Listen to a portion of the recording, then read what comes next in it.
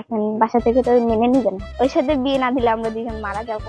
মায়ের সাথে যদি আমার বিয়ে না যায় তাহলে আমি আরো বাঁচবো না। বাসা থেকে মেনে নেবে না চিন্তাধারা, এ যেন লাইলি মজনুর প্রেমের গল্পকেও হার মানায়। এছাড়া তাদের বিয়ে না দিলে নিজেদের করে দেওয়ার জেদ ধরে বসে সবার চোখ ফাঁকি দিয়ে পালানোর জন্য তারা ভাড়া করে একটি ভালোবাসার টানে তারা বেছে নেয় এই বিপজ্জনক পথ। তাদের এই দুঃসাহসিক যাত্রায় সঙ্গী হয় তাদের সমবয়সী বন্ধু। অবুঝে বয়সে এমন সিদ্ধান্ত তাদের জীবনে বড় কোনো বিপদের কারণও হতে পারত, আবার অজানা কোনো অন্ধকারের দিকে ধাবিত হতে পারত তাদের ভবিষ্যৎ। কিন্তু কথায় আছে না, প্রেম মানে না কোনো বয়স, মানে না কোনো বাধা। ঢাকার মিরপুর থেকে অ্যাম্বুলেন্সে করে দীর্ঘ পথ পাড়ি দিয়ে তারা সোজা চলে যায়। বাঁচবো না একজন। ও আমাকে খুব ভালোবাসে, আমি ওকে খুব ভালোবাসি। আমাদের সম্পর্কটা শুরু হয় হলো আমাদের পালায় আসছে, এখন ওকে বিয়ে করতে চাই আমি। তো হয় নাই, কিন্তু এখন বাসা থেকে তো মেনে নিবে না। আমি ঢাকা চলে যাই, ও মারা যাবে, নাহলে আমি মারা যাব। আর আমাদের সিলেকশন হচ্ছে যখন আমি কাজে দেখি তখন ওকে দেখে আমাকে ভালো লাগছে, সেই জন্য আমি ওকে প্রস্তাব দিয়েছি। তারপরে 2 দিন পর সে এসে আমরা রাজি হই। আমাদের রিলেশন 1 বছর, তারপরে বাসা থেকে মেনে নিচ্ছিল না বিয়ে করার কথা। তারপর আমরা দুজন মিলে পালিয়ে এসেছি। মানে যখন গাড়িতে উঠছে তখন ড্রাইভার বলতেছে, ড্রাইভার যিনি, তারপরে তার বাসা নিয়ে এসে এখানে 2 দিন ছিলাম, তারপরে থানায় আসছি। মায়ের সাথে যদি আমার বিয়ে না যায় তাহলে আমি আরো বাঁচবো না।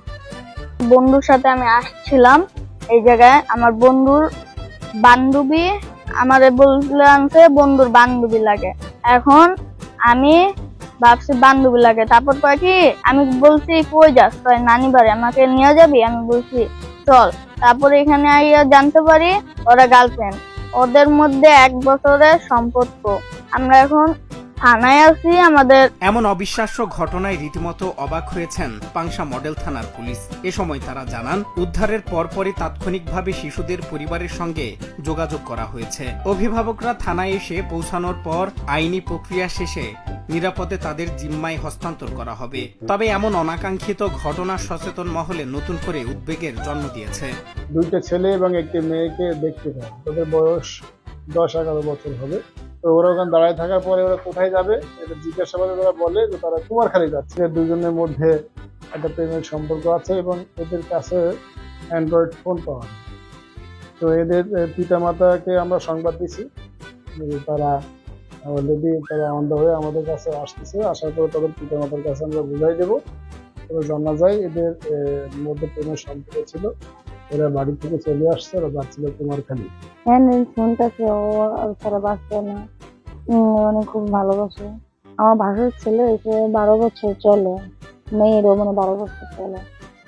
আর 3 দিন ধরে আমার ছেলেকে পাচ্ছি না। তো রাজবাড়ি পাংশাতে আমাকে ফোন দিছে, এই জায়গারই প্রশাসন বা ফোন দিছে, ফোন দিয়ে বলতেছে যে এমন নামে রুজান বা এমন 3 জন লোক পাওয়া যাচ্ছে, আপনি আসেন।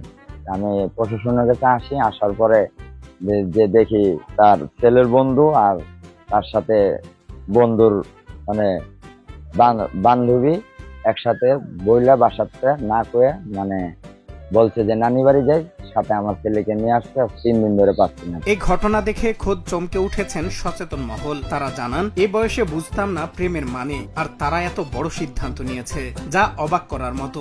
এর মূল কারণ হলো অপ্রাপ্ত বয়সে মোবাইল ফোনের অপব্যবহার এবং বাবা মায়ের অসচেতনতা। সঠিক নজরদারির অভাবেই কোমলমতি শিশুরা আজ এমন অনাকাঙ্ক্ষিত পদক্ষেপের দিকে পা বাড়াচ্ছে। এর জন্য অভিভাবকদের দুষছেন অনেকেই। সজল বিশ্বাস, নিউজ ডেস্ক, বাংলা টিভি।